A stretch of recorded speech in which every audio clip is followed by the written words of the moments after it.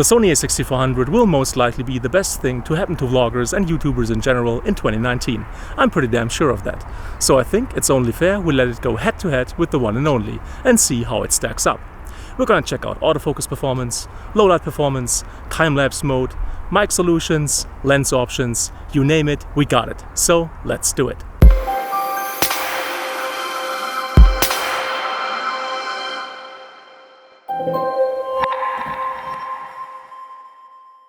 Now, autofocus performance with him has almost always been pretty solid, except for the brief period in time where he used the Canon Rebel series cameras or the Panasonic GH5. Drifting focus and focus being stuck to the background were problematic. Other than that, for the most part, it has always been Canon's dual pixel autofocus, a very precise and reliable system with very good Sony face detection in between back when he used the A6500. Which brings us to the autofocus performance of this babe. And it's quite simply really good. It's fast, precise, reliable.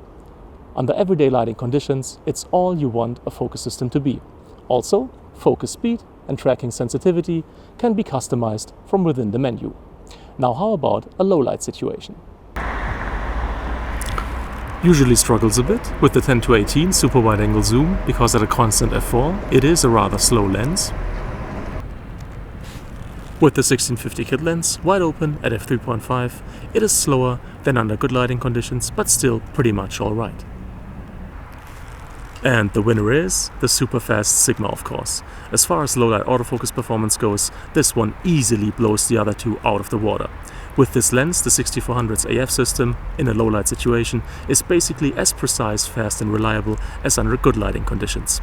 Awesome freaking lens. This is what you're getting from the internal microphones of the A6400.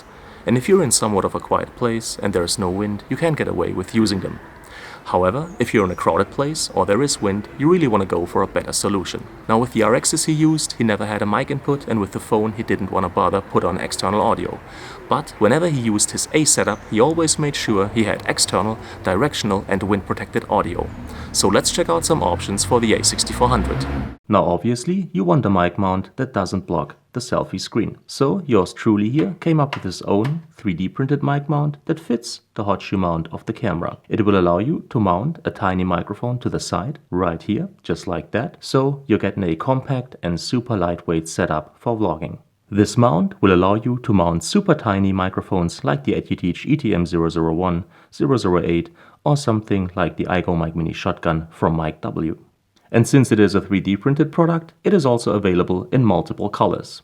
So if you're interested in that solution, check out the video I've linked in the top right hand corner. You could also use this one to hook up larger microphones like the Rode Video Micro, for example. Then there's also my 3D printed fat grip that features a cold shoe mount on top, uses a regular camera screw to attach the thing, allows easy access to battery and SD card slot, and has a bracket that is Arca Swiss compatible. You can use this one to hook up medium-sized microphones, once again like the Rode Video Mic ME, or larger ones like this Rode Video Mic Pro, for example. If you're interested in this grip, check out the video I've linked in the top right hand corner. Then you got a lot of options mounting your microphone to the side of the camera using an L bracket like this one.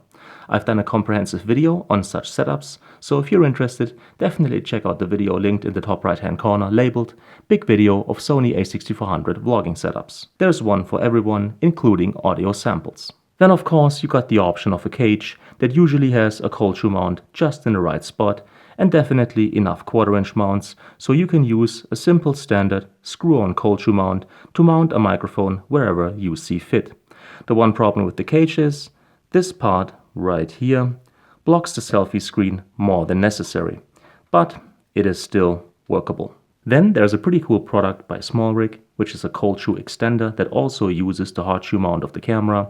It will slide in here and then give you a cold shoe on the right side of the camera, so you can mount a microphone just like you would with a grip or with a cage.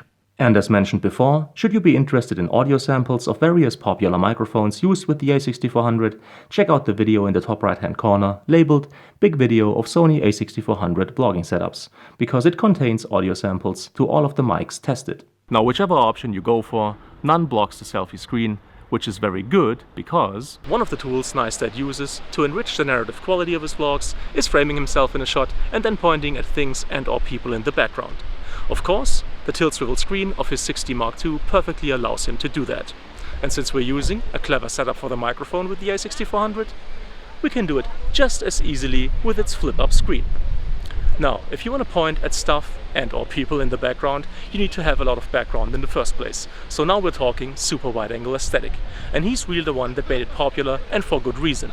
Because vlogging, that's you in the world. You telling stories via a camera about the dynamics that continuously shape that relationship. And a great visual representation of that, the best in my opinion, is accomplished by the super wide angle, because it quite simply shows a lot of the world around yourself with you dead center. Now, the zoom in part coming into play when it's time to tell your audience what's inside yourself instead of what's inside the world. But more on that later. Let's check out the holy trinity of A6400 vlogging lenses first. The 1650 kit lens, which is what you're looking at right now, is the lightweight among the three. It has the largest zoom range, quick, precise, reliable and silent autofocus, and is okay sharp. With a 24mm full frame equivalent on its wide end, it is decently wide for vlogging when used with a selfie stick like I'm doing right now. f3.5 to 5.6 as far as the f-stop is concerned means you're not getting a lot of background blur, and in a low light situation, more likely than not, you're going to have to up the ISO considerably, which probably will have you end up with noisy and grainy video. However, if you're on a tight budget and you can't stay away from low light situations, this one's the one for you. Now this is what you're getting from the Sigma 16mm f1.4. Center sharpness is really good, even wide open. Autofocus performance is also really good, considering it's not a native lens. Again, 24mm full frame equivalent means that it's decently wide for vlogging when used with a selfie stick. Apart from that, two things make this lens awesome. Number one, background blur or bokeh, because no other lens will get you that kind of full frame look on a crop sensor camera. And number two, because it's so fast, low light performance is awesome. Here's a comparison between the 1650 kit lens at 16mm at f3.5 and the Sigma at f1.4. Way cleaner image with the Sigma. During the day, you're gonna have to use an ND filter, and for vlogging, I recommend a variable ND2 to 32 with a fixed start and stop. Use this lens if you want or need the background blur and or the low light performance. And number three, the nicey pricey one, the Sony 10-18 super wide angle zoom. Sharp, corner to corner, good and silent autofocus performance, a little zoom range, but most importantly, a 15mm full frame equivalent. And now we're talking Neistat super wide angle look. Low light performance though, not so great. The worst of the bunch actually. Use this one if you can afford it, because it's definitely not a budget lens, and if you cannot live without the Neistat super wide angle look. By the way, this one, because it's a manual zoom lens, allows you to do the Neistat zoom-ins exactly like he does them. Because whenever he wants to drop some knowledge, he wants to make sure to get the point across. And zooming in, making him the visually dominant force inside the frame, perfectly sets that up. With the 10-18, that's super easy. You simply go back and forth between 10 and 18. And you're always getting decent framing. Now, using the 1650 kit lens is almost as easy, though not as precise as before with the 10-18, because before we had a manual zoom and now we're using a power zoom lens. So doing the zoom in and getting correct framing might take you a little longer than before with a manual zoom. However, zooming out is super quick. Now with the Sigma 16mm f1.4, because it's not a zoom lens, all you have at your service is Sony's digital clear image zoom. For ease of use, you could set this function to the function button on the grip, so it's easily accessible from in front of the camera. And you could then use it to do the zoom in. As you've seen, it's the slowest zoom out of the options that I've shown you. Also, it's not a lossless zoom because it's digital. However, when lighting situations are good to excellent, you're not going to notice much of a difference, if any. Should lighting conditions worsen, you will notice a decrease in image quality though when using that zoom. And since we're talking about quality, now Neistat's A setup always gave us decent image quality. The sensor lens combination always was a capable one. And it's the same thing with the A6400. You can definitely create awesome video shooting this thing in complete auto and using nothing but the standard picture profile.